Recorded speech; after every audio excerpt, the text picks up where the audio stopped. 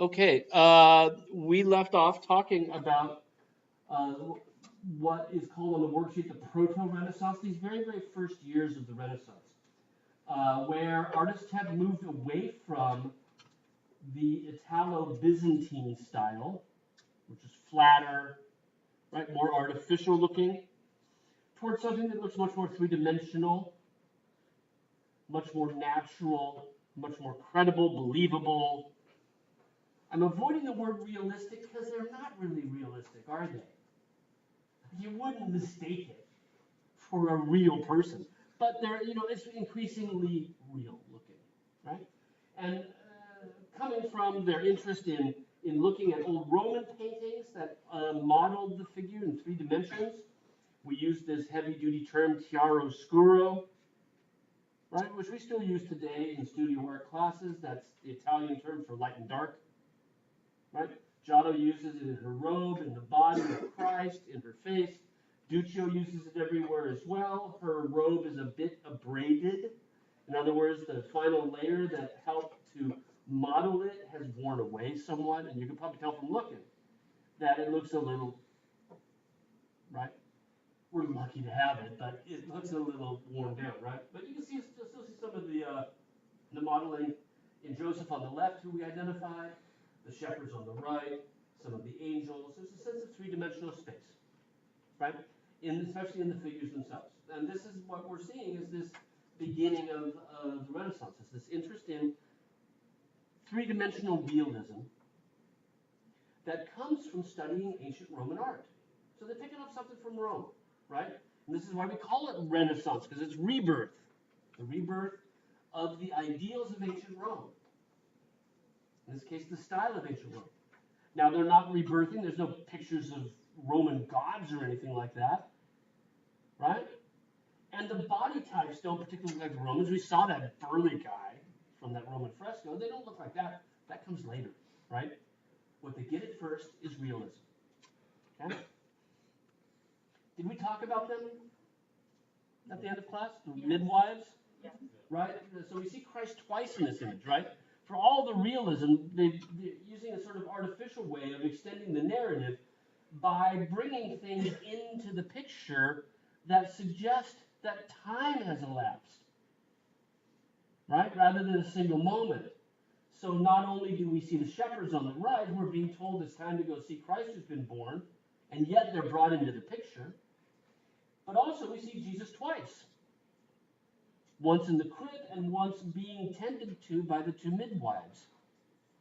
Did we cover the legend of the midwives? Did we talk about that as well? The withered hand and all of that? Aha! Right? They're not in the Bible, the midwives aren't, right? The attendants to the Virgin Mary. This is one of those ways in which we've been talking about that religion in the 13th and 14th century tries to make the biblical stories more animated, interesting, and also closer to your experience if you were living in 1308. Right? And one of the ways they did this was there were these sort of flesh out the stories.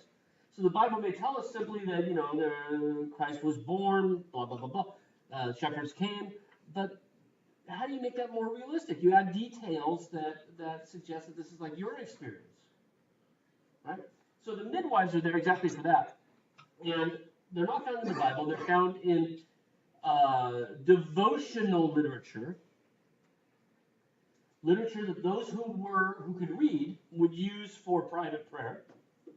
We'll talk more about that on Monday. But these works of extra-biblical literature, these prayer books, also provided these details and went a bit further with that, right? And with the midwives, we find that there's this legend that goes up around them. Because you got two of them. Whenever you get two, you usually get one good and one bad. So like when Christ is crucified, right? He's in the middle and he's got thieves on either side. And one is good and one is bad. Right? It's nice because then it's all, you can point to the one that's done the right thing and praise that, and you can point to the one that's done the bad thing and say that's bad. Right? Well, the midwives, the same thing sort of came up around this legend of the midwives, that one of them was a faithful believer and one of them was not. That one of them refused to believe that the Virgin Virgin Mary was truly a virgin, that this was a miracle, whereas the other one believed, right? So that idea of the believer-unbeliever is mirrored sort of with the donkey and the ox, which we talked about before, right? And the midwife who does not believe decides to check obstetrically, right? And because of her lack of faith, when she puts her hand up, right, her hand withers, right, as punishment for her lack of faith, at which point Christ, according to legend, this is all legendary, right, it's not in the Bible, according to legend, Christ heals her miraculously, and then she buys it, right, so then she converts, right? Now, these legends were pretty well known throughout the Middle Ages, right, the idea of, and the legend of the midwife with the hand is very, very similar, with the exception of the withering part, is very similar to the legend of St. Thomas, who, after Christ's resurrection, refused to believe that Christ had been resurrected until, as he says, I can put my finger in the wound on his side. Right? Once I touch the wound on Christ's side, I will truly believe. So Christ appears to St. Thomas, he touches the wound, and he believes. This is similar. She touches the womb, and that's her avenue towards salvation as well. Right? Although it's manipulated. Right? So these are ways in which these stories came alive for people, right? As they ended up being fleshed out much more fully and become sort of more engaging and give you something to hang on to and remember. Right? And Giotto and Duccio are picking up on these, right? And using them to make their works more realistic. Okay? Duccio is working not in Florence, but in the city of Siena. And you might remember this from your first worksheet, right? The Sienese painter Duccio, the father of Sienese painting. He had worked in Florence briefly, probably met Giotto, right? But made his home in Siena, right? And that's where this is painted. And that's where this painting stayed, was in that city. We know right where it was, in Siena, up until sometime in the 18th or maybe early 19th century. We're not exactly sure when it left. But we know for a fact that it was there. And the reason we know for a fact that it was there was that it was originally part of the predella. Remember that word predella? Right? The narrative scenes that appear beneath an altarpiece? Right? That series at the bottom that we saw when we reconstructed the Giotto picture. Well, Duccio's Nativity was originally part of the predella of the Maestà altarpiece. Now, Maestà, which was on one of the worksheets, is simply the old Italian word for majesty. Maestà, majesty, right? And it's used to describe the scene that we're seeing, which is the Virgin in majesty. In other words, the Virgin in heaven, surrounded by saints, right? And the original work, if you go to the National Gallery, our picture's about like yay, right? Okay, that's the Nativity, about 2 feet on the side, roughly, right? That should give you this idea about how big this altarpiece is, right? The Maestà, the central panel, the bit that's still in Siena, the only part that's still in Siena is the center. And it's about 17 feet across, roughly 10 feet tall. Like maybe barely fit this room on this wall if it were here, right? It's huge, okay? And it is the high altar for the cathedral in Siena. This is why it took Duccio so long to paint it, right? It's a pretty massive work. So when you went to Mass at the main church, at the cathedral, right? The cathedral means the seat of the bishop, right? That's what separates a cathedral from a church, is it's where the bishop performs the Mass, the bishop of the city, right? So the cathedral is the most important church in Siena, and this was behind the high altar, right? Another major altar piece. Not one of the smaller ones for a side chapel, right? And the central panel, the Maestà, the Virgin in Majesty, the Virgin Mary is the patron saint of Siena. in the Middle Ages, most cities had a patron saint. I think there was a patron saint for Arlington. I looked it up once, but I can never remember, right, who the patron saint of Arlington is. But most cities have a patron saint. Because she was the patron saint, the altarpiece ended up having more importance for the people of Siena, right? Now, it's not because she was the patron saint that they chose it as the main subject. We saw her everywhere, right? Everybody's using the Virgin Mary. It just meant that when this painting was made, this massive work, the people of Siena looked at the work and said, this is really important for us. This is self-identity, right? So here's a bit of a close-up. Again, these are downloaded from the internet, so don't trust the colors, right? As the other one that we had, that was my photo, and I remember what it looks like down there, right? But even then, we should be careful. So the blue one, this is probably the same tone as blue, but it could have been, it could have hit more heat than it gets here, and it could have darkened, right? Paint changes through time. But you see the same sort of lyrical hemline that we saw in our nativity scene, that sort of calligraphy, the dainty figures, right? You can see that she's still based on the Hodegatria icon type, the one who shows the way to salvation by having her hand come across her body and over gesturing toward Christ, which we saw in those early Byzantine icons as well. The other hand resting. In this case, they're both looking at us, right? Rather than just one of the two. And, okay. So she is the patron saint of Siena, right? And when this painting was made, the people of Siena put great stock in ownership, if you will, of this thing, right? It was important to them. Right?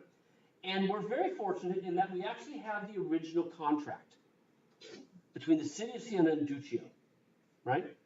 Now, even though this is going to go in the church, it's the council of the city, right? The mayor's office, if you will, the city council that commissions the work from Duccio. And so there's this long thing that it tells them, we want you to paint the Virgin in majesty. We want it, surrounded by narrative scenes of the life of Christ. We want you to use the finest materials possible. And we don't want you to use any of your shop assistants. You got to paint the whole thing yourself. That's what the contract says. We think he kind of did an end run around that because we think some of the works that look like assistants' works. They don't look as good as this stuff. Nativity's pretty great, right? Okay, so this is contract for it between them and him. And this is normal for larger works of art. We just don't have a lot of them that survive. But we have to think that in a period when every work of art is really a commission, right? Not an artist hoping that someone will buy it. That these contracts are fairly common. They just tend not to be preserved. This one we're very lucky, okay? So the contract gives us all of this background about why Duccio should make it, right? And it also illustrates for us the fact that this was very, very important to anybody that lived in Siena, including Duccio himself. And at the base of the throne, you see that sort of hexagonal front of the throne beneath her feet. Can you tell there's words down there, right? Against that sort of reddish, right, inset, marble inset. It's an inscription that Duccio painted to look as if it was inlaid stone. And it says, it's a prayer to the Virgin Mary. It says, please, Virgin Mary, smile on the city of Siena. Something along those lines, right? It's not a direct quote. But basically, show your grace to the city of Siena, who's commissioned this work in your honor. And then it continues and says, and by the way, show some grace to Duccio as well, who painted you so nicely, right? Which kind of sounds cocky, but we need to remember that what it really shows us is that Duccio is approaching the act of painting with great devotion, almost as an act of worship, right? He thinks that by painting her well, she will show favor on him. And that's really a very medieval outlook into making art, because most art was made by people who really see the work of art as an effective means of salvation, right? Duccio too, even in the early Renaissance. Right? So a charming little element about the bottom of it. Now the other bit of information that we have from Siena, we have the contract on the one hand, right? and an inscription. That's nice too. The third thing that we have is an entry in the town archives, the annals of major events in Siena. And it documents in 1311 when Duccio was finished, what happened in Siena. And when Duccio finished the work, they shut down the city, closed every shop, even though Siena is just as major of a mercantile center as Florence is. They shut down every shop, and the entire city went to Duccio's studio, or lined the road between the studio and the cathedral.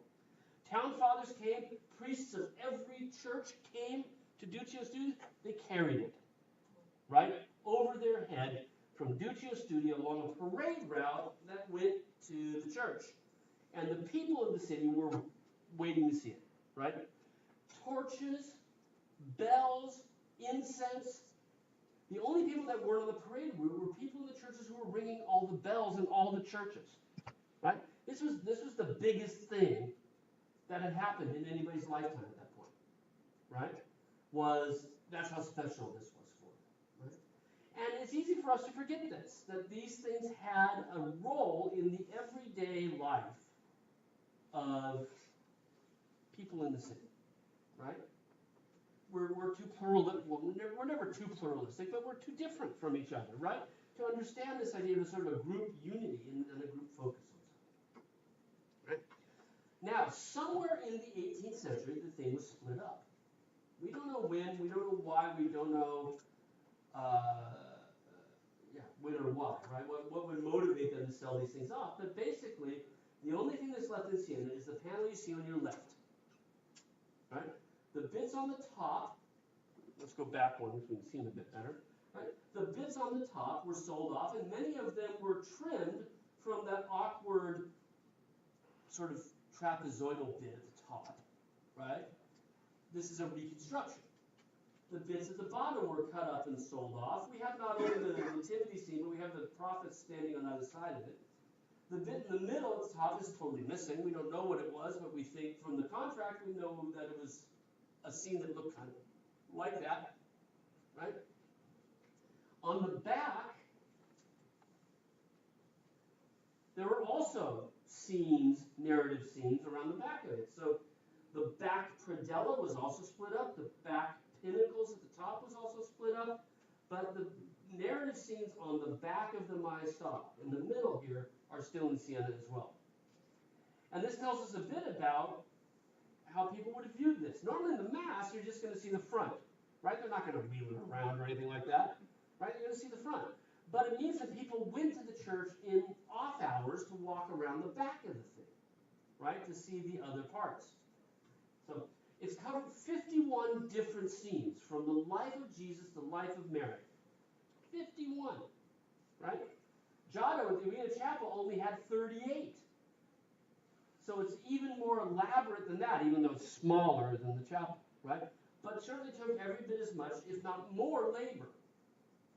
Because your viewing is much closer and the detail is much tighter, right? So a significant amount of work involved in this. And I should mention that as it got split up, not only did we get the nativity off the front predella, we also got a scene off the back of the predella down at the National Gallery as well. So we actually have two parts of the Maestà. Right?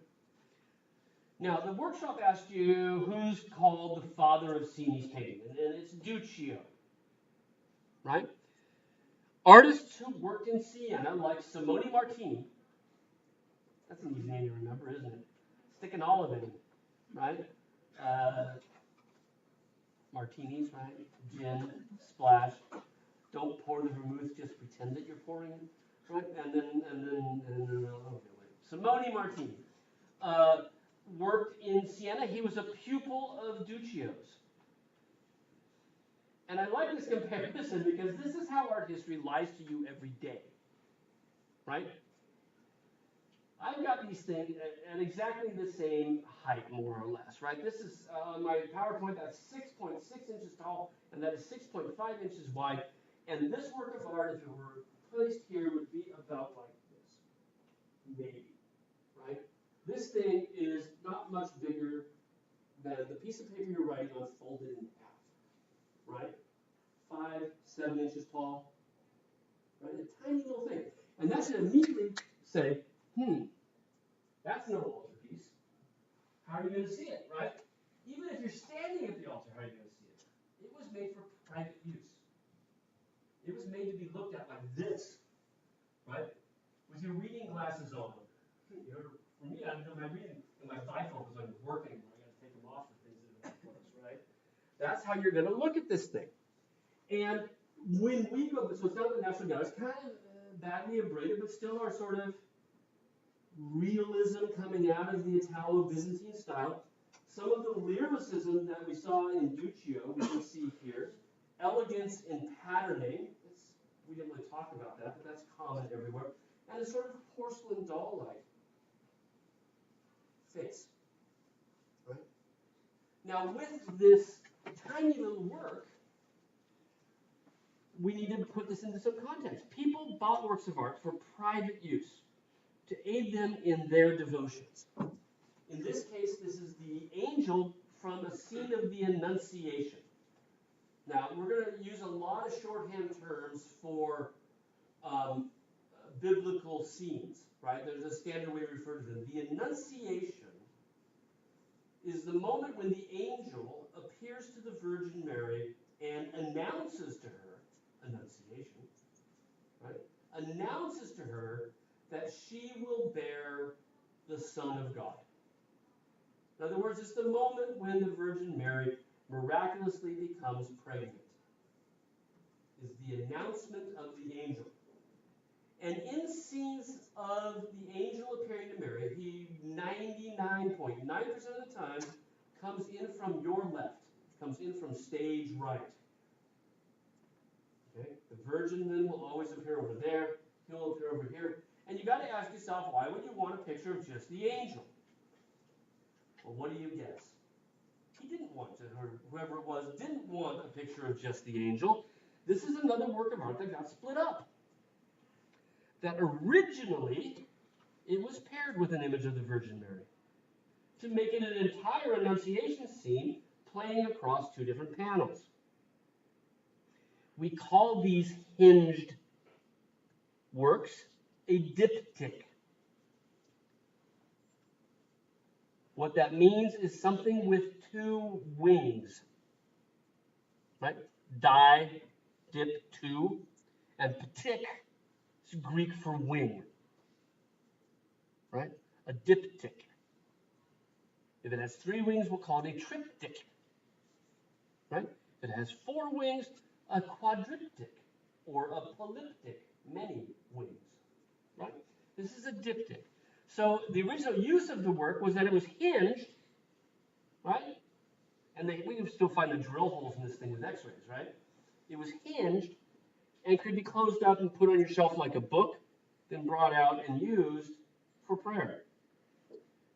Now, usually owners would have been very, very careful with them, would have covered their hands with cloth before holding it. Same thing they would have done with the prayer book. But obviously with the gold, the ultramarine, did we talk about the blues? The blues in old paintings in this period are made from ground up lapis lazuli, aquamarine blue. Comes from lapis lazuli. Now, lapis lazuli is imported from Turkey and beyond, right? They're not indigenous to Italy. So to get that blue, you have a very expensive mineral that you're starting with, right? And in fact, when we go back to what we find from records of painters in the 14th, 15th, even 16th century, lapis lazuli, aquamarine blue, was more expensive than the gold leaf. Just when you see that much of it, we're talking money, right? So this is a very expensive work. That means it's not me, right, on my prodigious Marymount salary, buying something like this, right? It's not something like Matt, our president, would buy. Right? It's out of his league. This is really expensive stuff, right? So it's only sort of, what we call the what the people call the one percenters, right, are likely patrons for something like this, right? The other people would just have their prayers sort of without the help, right? So our diptych made for private use. Now, you can see, I think, looking at the Virgin Mary, that she too kind of begins to remind us of Duccio as well, because Simone Martini studied under Duccio. But also, Duccio's style was so popular that it made works of art more valuable if they looked like him, no matter who painted them, right? Because again, we've talked before about how art that borrows from something can actually be more valuable than art that's totally original, right? It gains value from its similarity to Duccio, right? Yeah, Abby.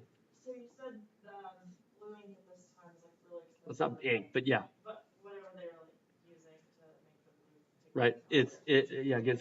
It's ground up stones. Today we call it aquamarine blue. Okay.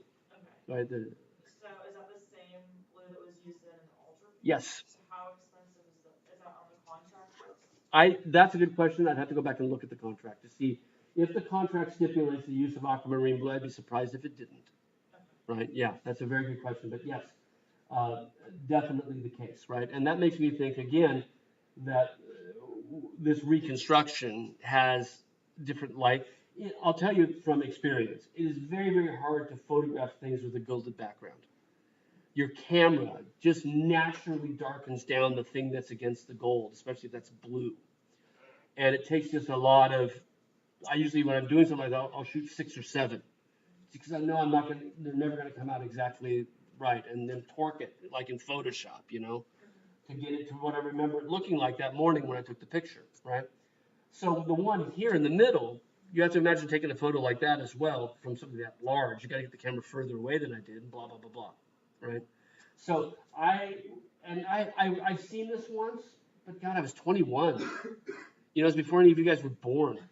So I can't tell you from what I remember how it looked, right? Okay. Now, when we talk about this issue of sort of repetitiveness being a virtue or a value, right? Simone's little diptych in the National Gallery, and the other half, by the way, is in St. Petersburg, in Russia, right? So they've been separated for a good long time, and they've not been back together that I can recollect in the 20th century, even, right? It'd be nice, wouldn't it? Bring them back together again. Let us see them side by side. But in any event, there we are. You can also see that from the background that the one in St. Petersburg has not seen as much damage as ours has. Right? Ours is kind of beat up. Right? Still lovely, but beat up. When we talk about repetitiveness, this work by Simone Martini quotes one of his other works. This is an altarpiece in Siena, showing the Annunciation, where the angel appears again from the left to tell Mary that she will bear Christ. Now, in both of them, we see Mary with a very, very similar pose as she reacts, right? One hand up on her collar, and you'll notice that, again, that realism we've been talking about. She's sort of like, it's a kind of a human reaction, right? She's not like, yeah, I'm the Virgin Mary and I know it. She's like, you're saying what? Some man shows up in your room at night and says, hey, you're going to be the mother of God, right? Excuse me, right? And in both of them, she's got that sort of very human reaction. And we find this again in this extra biblical literature we've been talking about, right? That will actually paint these pictures, because one of them says she goes through a series of reactions, the first of which is shock, right? Human. And then acquiescence, right? Acceptance. So in both of them, the angel's coming in both of them, the angel's carrying a plant. In both of them, it's a laurel branch, which is a symbol of peace, right? The birth of Christ is supposed to bring peace. In both of them, she carries a book in her hand. Now, most women in the 14th century couldn't read, right? Most people couldn't read, and even fewer women than men. Very patriarchal, right? Misogynist. Reading was not a right, it was a privilege. A privilege for only few.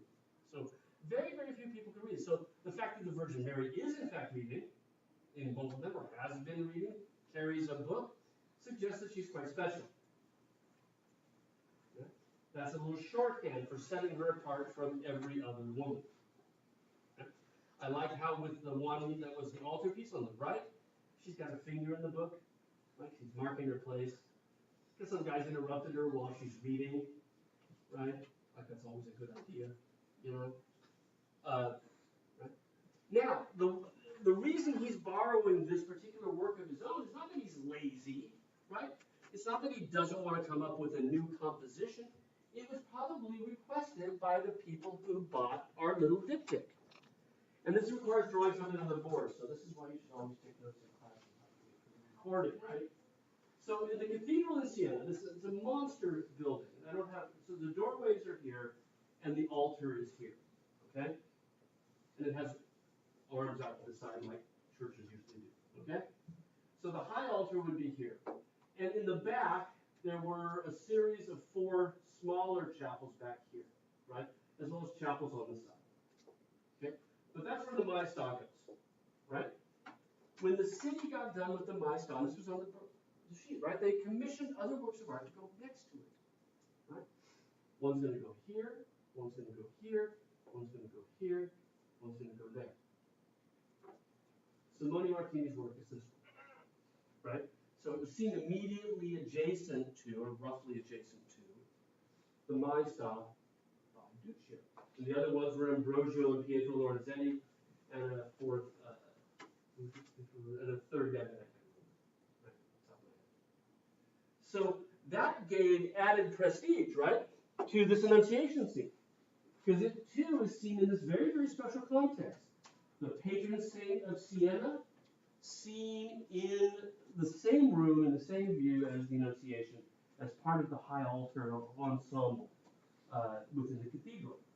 And that meant this person can remember that with their private prayers, right? So this helps this work to have that much more power, effectiveness in the prayers of the person who wrote it. Now, Simone Martini, very, very important individual in the history and spread of this new Renaissance style. Even though Giotto is considered to be the first light of the Renaissance, even though Duccio is the father of Sienese painting, Simone Martini plays almost a more important role than either of them. Because in 1340, Simone Martini decided he was going to move from Siena to the south of France, to the city of Avignon, in 1340. And he's one of a number of Italian artists who are moving there, but he's easily the most talented of the group. And the reason he's moving to Avignon, well, does anybody know anything about Avignon? You ever heard of the town of Avignon, historically? No? I don't want to assume you don't. It's okay. Art history is my only way to know anything, right? So I'm going to tell you a little bit about history here that I only know because of art history, right? In 1309, the Pope in Rome, it's a wonderful long story. It's an incredible story. You can't make this stuff up, right? The King of France decides he doesn't like the fact that the Pope in Rome isn't doing what he wants. So he has the Pope in Rome driven out of town and killed, right? And the whole point is that it's all about the Knights Templar. It's crazy stuff, right? But it hasn't been burned at the stake, right? And he's replaced by a new pope. I think it's Clement VII, but don't quote me on that. And Clement VII, when he becomes pope, appointed by the King of France, right, decides, well, I'm here for the king. I better move up north. So it goes to Avignon, right? And from 1309 through 1360s plus, Avignon is the seat of the papacy, right? Now we think Vatican, right? Vatican's where Francis is. That's where everything is. Sistine Chapel, all of that. Right? It's the seat of the papacy. But from 1309 on, there was what's called the papal exile. The popes had self determined they were going to move to Avignon, build a new palace, bring with them the entire kind of entourage you need to make the papacy work. That includes bankers and courtiers. It's not just a guy, right? It's this whole courtly system in Avignon starting in 1309. And what we start to see is they're setting up the new palace, setting up the papal court. They want to decorate it in the most luxurious style. In fact, Clement said, this one is Clement, and I don't know if he's writing 1309 or a bit later. He says, my predecessors did not know how to be pope. Right? He begins to make it really opulent. So if you go to Avignon, you're going to have a chance. A, it's terrific, great place. But B, the Palais des Papes, right? The Palace of the Popes in Avignon is still there. You'll see, right? And this is where, if you know your way around wine, Châteauneuf-du-Pape, which is one of the most expensive French wines from the Côte d'Or region, is the new castle of the popes, Châteauneuf-du-Pape. And it was the Pope's exclusive winery region. And the first French wine to have its area controlled, right? AOC, if you see on the French, right? So there's Burgundies, right, is an AOC. And the Châteauneuf-du-Pape was the very first one for them, right, in the 14th century. Okay, they're there all the way to the 1360s, 70s, at which point the popes, the College of Cardinals in Rome decide that this is crazy. Why do we have a pope who's answering to the French king? They decide they're going to elect a pope, and they will not recognize the one in Rome. So for a while, we've got two popes, right? That's the papal schism, right, through this history. And as they try to resolve it, they end up at a moment when they've got three popes at the same time. And this begins to be resolved as the Pope moves back to Rome in 1418, but it's not fully resolved until the 1430s. Okay? Now that historical background is why Simone Martini moves to Avignon. There is money to be made in Avignon.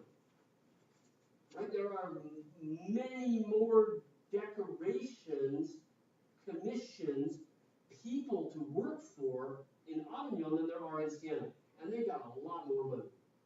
Right? So for Simone Martini, this is huge. And he's not the only one that goes.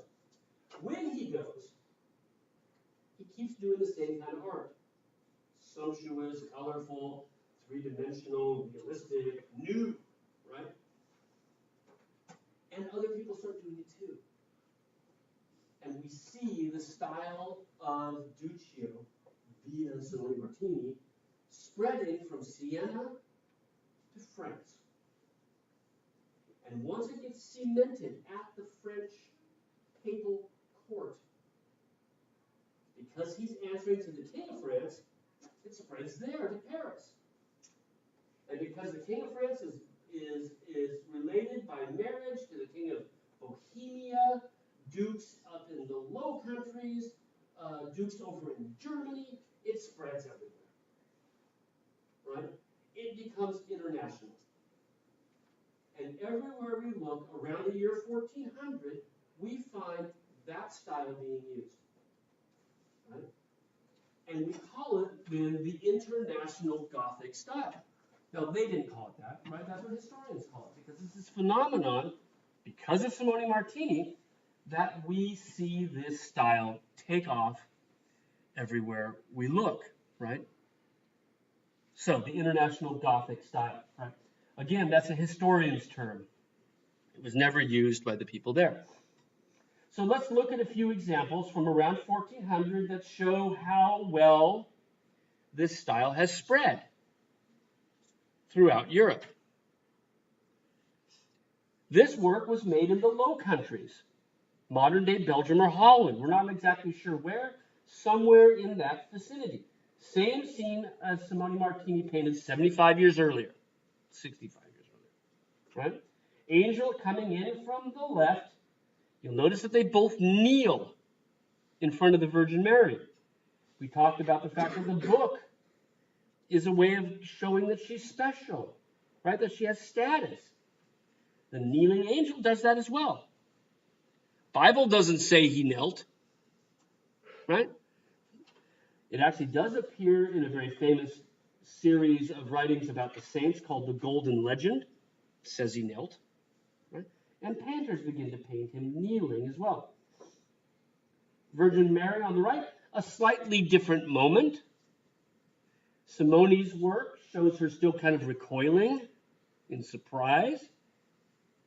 Our anonymous Annunciation on your left, she's leaning in, right? She's accepting this. So it's a slightly different moment, but still an interest in humanism. Still an interest in modeling in 3 dimensions. Still that sort of delicate and lyrical and brightly colored style that came out of Duccio, came through Simone Martini, 65 years later, still being used here.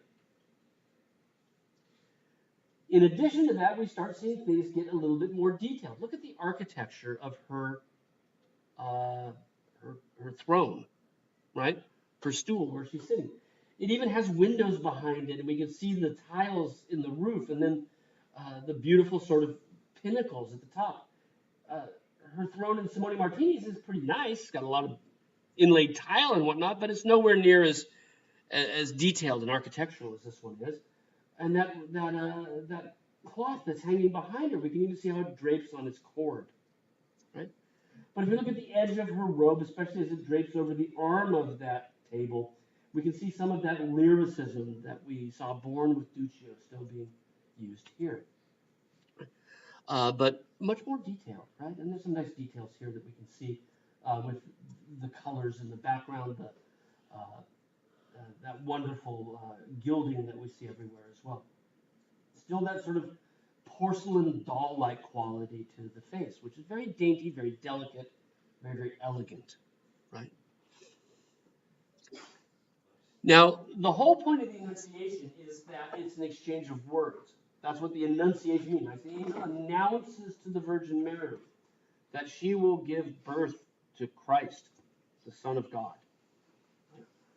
And it's very difficult to make pictures speak. So what we find often is that they include inscriptions for the words that we can't hear.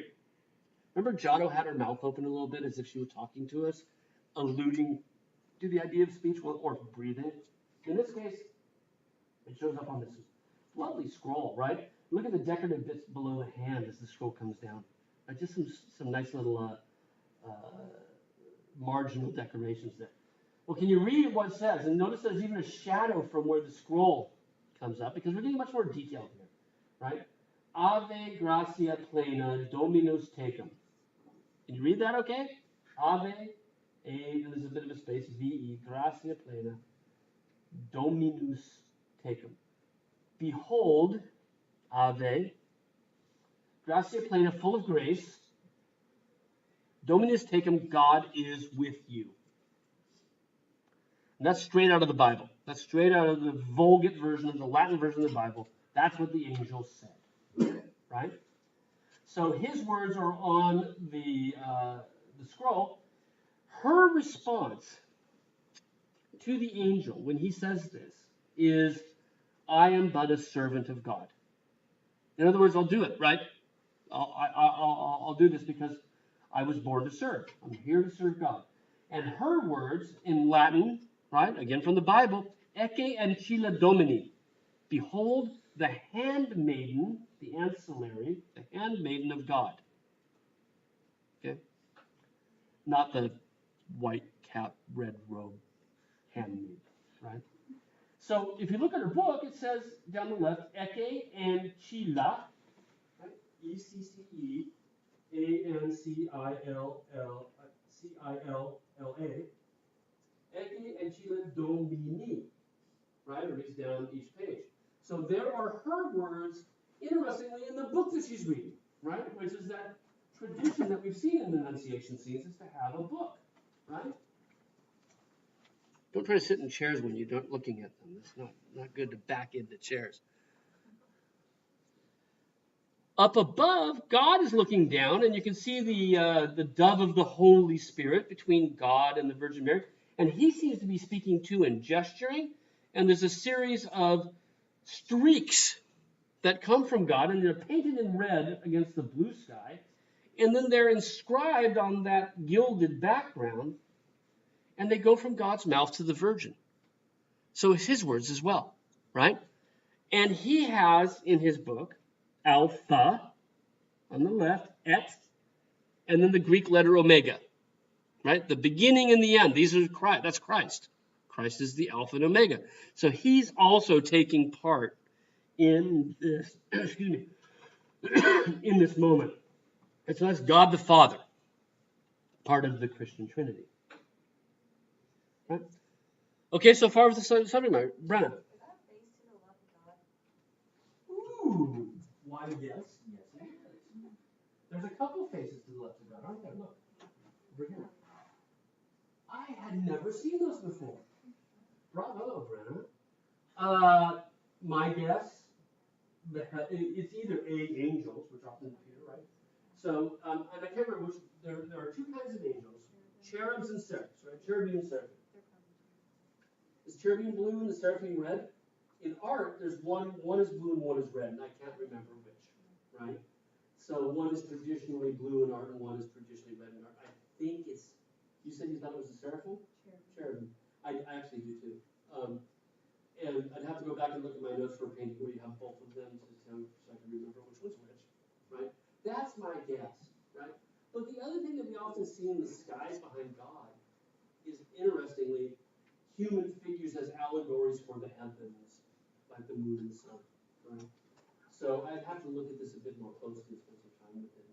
Maybe go back up to Baltimore with a magnifying glass, right? Because this one ain't so big either, right? It's about the size of your paper, about like maybe a little bit smaller, about like yay, right? 7, 8 inches tall, is all, right? Now, again, a work that size, right? A little light bulb should go off over our head. Private use, right? Tiny little thing for private use. And we say, well, did it go with something else? You know, like our Annunciation diptych, was it part of something bigger? And in fact, it was, right? The Walters, that's what WHAM stands for, right? Walters Art Museum in Baltimore, okay? The Walters has two panels, one with our Annunciation and one with the crucifixion, right? Christ hanging on the cross. And as we look around the world, right, we can actually find two more panels that look just like them and exactly the same size. And these are in Antwerp, right, in the Low Countries. And they show the Nativity, a little bit different in arrangement from Duccio, outside rather than in the manger, right? But there's a midwife with Jesus again. There's the ox and the ass looking down on him again. There's Joseph off to the left. I love this. Joseph is so great. Like he's fixing his boots, right? He's got his shoe off. I think his toes are out there, right? Still stinky feet, right? And he's mending the sides of his boots. And the Virgin Mary is like very realistic looking. There's a little shagged out after giving birth, right? Even though, by the way, some of these extra biblical sources tell us that it didn't cause her any pain at all. And God up above, right? And you'll notice, Brenna, there's the faces again that you saw. And on the one on the right, they have wings, so we're getting back to the angel thing. But he's also holding an orb in each of them, which kind of complicates it all, right? It's the heavens both ways. The one next to it is the resurrection, Christ coming back from after death. Sleeping soldiers in the foreground with their backs to us, kind of Giotto-like that way, establishing three-dimensional space. Angels around him holding the lid of the sarcophagus as he steps out. We get to see his wounds. Notice how we get to see almost all of them, right? The foot's there, the hand's there, the side is exposed, and he's now coming out of the tomb. As you might imagine, the hinge is probably in the wrong place in the works that are together in Baltimore. Because you probably didn't go Nativity, Resurrection, Annunciation, Crucifixion. You wouldn't read them in that order. You would more likely read them in this order. And I'm sorry, I meant to animate this so these guys came up later, right? But that's the order you would probably read them in, right? Annunciation comes before the birth. The birth comes before the crucifixion. The crucifixion comes before the resurrection. We also have two other panels, exactly the same size. One's in Baltimore, one's in Antwerp. Different color painting that were probably the backs of these. And again, split at some point, right? So this was originally a polyptych, hinged in some interesting way for someone to use in different parameters, right? Opening it out. And when it closed up, you had images on the back, right? And that's often the case. So we could call this a quadriptych. We use polyptych for kind of anything bigger than 3, right? Triptych for 3, diptych for 2, polyptych for all the rest. There's a lot of debate about how it actually went together. This is a good guess. This came from an exhibition catalog, right? That initially it would fold up like that, and then you could fold these like this if you wanted to, or maybe even over each other. Then those could open up, bing, bing. And you could look at it in any number of different ways, right? And again, for private use. So let's look at the crucifixion scene. Okay. Again, follows kind of the same pattern. We got God up above with a book, right? Looking down. You don't have to talk in this one, right? Because the Annunciation is all about talking, and in this case, it's all about sadness, right? So Christ is on the cross. We can see in some of the details that are beginning to become more important in the work that his body has got a lot of scars on it. Sounds more like an alarm. A lot of scars on it. You can see in addition to the wound that's bleeding on the left, you can see also lots of little nicks all over his skin, on his chest, and also down on his legs, right? We are meant to be focusing on the wounds that Christ has suffered for us as we look at this. And again, remember, size, you're in close, right? So those become more apparent. On the left, who's that on the left? Mary, exactly. She's watching her son die. We talked about this before, right? What a poignant moment this is for a mother to watch. And this, particularly horrible, he's tortured to death, right? Blue as a color is symbolic. We've talked about that, right? Blue as a color is a symbol for fidelity, faithfulness, right? True to the cause. She doesn't want her son to die. She's a real mother. She doesn't want her son to die. But she knows this is important. She knows this is the cause. So she's covering her suffering with that in a way, right? The red, the color of suffering, is hidden beneath it. But we still see when we look at her face that she's deeply saddened by this. Guy on the right, any guesses? St. John. St. John is always on your right and there with Christ. He is, in the Bible, the apostle that Christ loved. So at the Last Supper, he's always sitting like right next to him, right? And by the way, it's John himself who calls John the apostle who Christ loved, which is kind of cocky, right? But nonetheless, there's John, right? He almost always appears slightly redhead. Go back to the Giotto we saw in the Lamentation with his arms back, also kind of similar to that. He too is sad, but in a different way. We saw Giotto doing that, giving us ranges of reactions. Right? Christ speaks here his second to last words on the cross. Eloi, Eloi, lama sabachthani. My God, why have you forsaken me?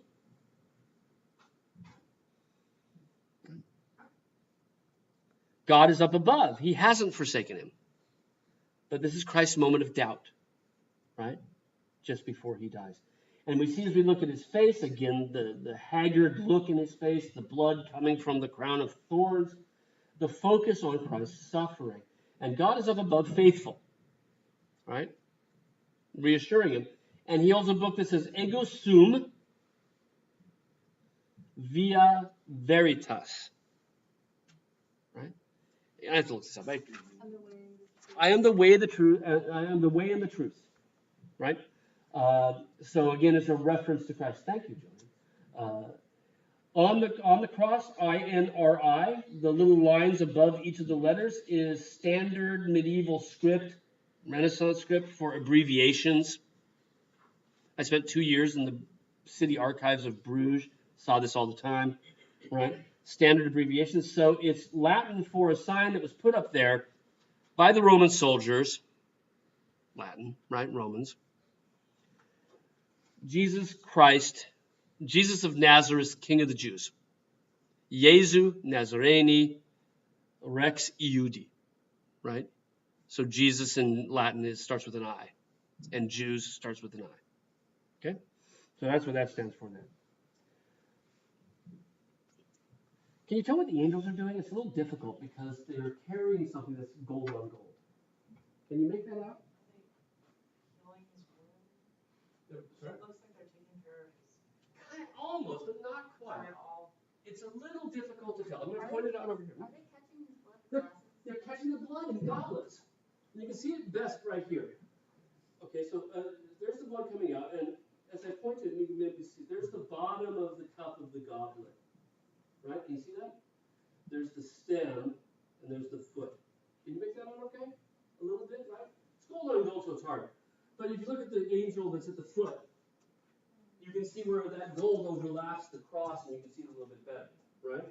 But yeah, they're gathering the blood of Christ. Right? It's like they're preparing for Mass. They're preparing for Mass. That's exactly right. Right? So when the priest performs, now again, this is meant to sort of stand in for the Mass. Not entirely, but for your private devotions at home, right? When the priest performs the Catholic Mass service, and we shouldn't say Catholic yet, because the Catholics they weren't Protestants yet, right? It's the church. It's the Christian church.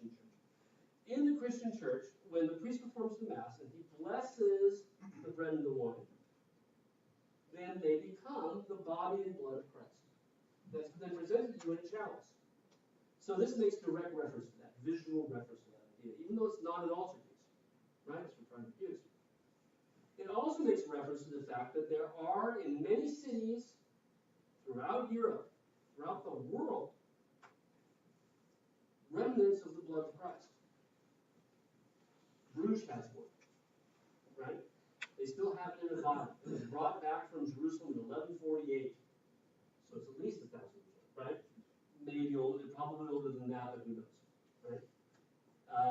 There are numerous relics of the holy blood of Christ, and this certainly is makes reference to where all those came from as well, right? So the angels are now picking up the blood of Christ, making sure that it will be preserved. Right? This one coming in from the side is another of our rocket angels. That we saw in Giotto's work as well, with leaving a little bit more pollution in the air behind it, right? Although, I don't know, I mean, one wonders if that's meant to be that, or if it's meant to be a rock outcropping, because you'll notice that the angel on the right is actually standing on some rocks that seem to come in from the side somewhat artificially, right? International Gothic style, right? We see this everywhere. Almost the exact same style. So this is from Cologne in Germany, right? The one on the left, remember, is from the Low Countries. Probably Brussels, maybe Haarlem, hard to say for sure. The master of St. Veronica was known for doing devotional images for private use of St. Veronica. Those are his most famous ones. He didn't sign anything. We don't know him by name. But we can tell by style the works that he did, so we call him the Master of St. Veronica. Working in the city of Cologne, that's where all the works came from, and you can see that this crucifixion is incredibly similar to the one in the Walters. Right? In each of them, we have that elongated body, right? That sort of elegant, elongated body that we saw beginning sort of with Duccio, right? In each of them, the Virgin Mary on the left in a very similar pose, in similar clothes. In each of them on the right, St. John, right, looking up at Christ. The views are somewhat different, right, but they're very, very similar. Also, angels catching the blood, right, in each of the two. So there are certain similarities in subject matter and style, which is what leads us to call this the International Gothic style. Now, it's not a direct mirror copy, right? We don't get God up above. We've got a couple of additional figures down below. but the similarities in style are enough that we can really identify this as being sort of a movement, an international movement. Now, in addition to our three principals, Christ, Mary, and John, we have a fellow in very nice clothes on the left kneeling. And you can see, if you look at him more closely, that he's got immediately next to him a very long lance with a pointed top, right? Ends up right below that angel with the top. Yeah. This is the Roman centurion, the Roman soldier, who pierced Christ's side. Right? And we know this in the Bible that at one point, one of the soldiers, as he was dying, stuck a lance in his side, and blood and water poured out. Right? So we see Christ's wound. It's kind of gory, isn't it? And we also see the blood coming down, even hitting the loincloth, right? Right by his pelvis. The blood's an important focus, isn't it? In both of these works. And there he's got now that lance that he's used to pierce his side, but he's praying. Again, these little elements from the Bible became these bigger sort of legends that got people engaged with it, right? The soldier who pierced Christ's side was actually given a name in legend. His name is Longinus, L-O-N-G-I-N-U-S, Saint Longinus. Right? Like Linus with an almond in the middle of it, right? Saint Longinus. And he, according to this expounded legend, was blind as a soldier. Did not know what he was doing when he pierced Christ's side. Had to be helped. Guided in. And as he pierced Christ's side, some of Christ's blood ran down the lance. And it got on his hands, and he wiped his eyes, and he could see. And on seeing, he goes, "This is the Son of God." Recognize salvation. Right? His physical sight led to his spiritual sight. And he immediately became. So what we're seeing is St. Longinus post-conversion. And if you look at his face compared to everybody else's, you can see he's kind of squinty, right? This is again a reference to that legend of St. Longinus, right? Who's the other guy? That's the hard question, right? One of them can be explained by historical narrative traditions. The other guy can't. He is probably the person who paid for it, the donor. And he's dressed in the robes of a Carthusian monk. The Carthusians were another order of monasticism. They didn't preach in the cities, they stayed out in the countryside. Excuse me. But they always wore white. Right? They were committed to a more rigorous lifestyle. So the white that they wore was a symbol of that. So he's there as well. And you can tell, you know he's a monk because of that hairdo. Right? The ring of hair, which is called a tonsure. I don't have any choice anymore. Right? Mine's just doing it. But, you know, they shave their heads this way as a sign that we are monks. Okay? That plus the robes.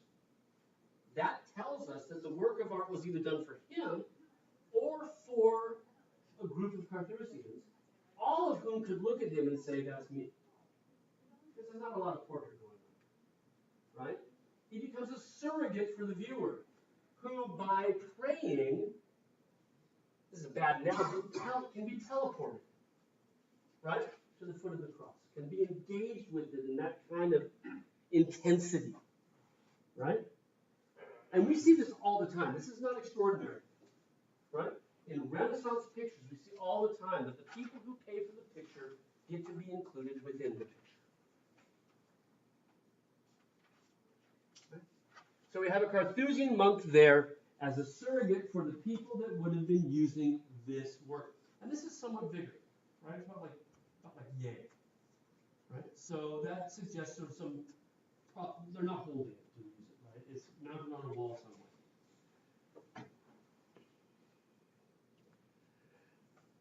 So what's fascinating for us, and what we'll pick up with on Monday, is that the work on the right is done for a Carthusian monastery. We know that this one was done for a Carthusian monastery as well, even though there's no Carthusian monk in it. know this from archive records of collections, that this one belonged to a Carthusian monastery as well. Now, that might lead you to think that the International Gothic style is because of the Carthusians. It's not.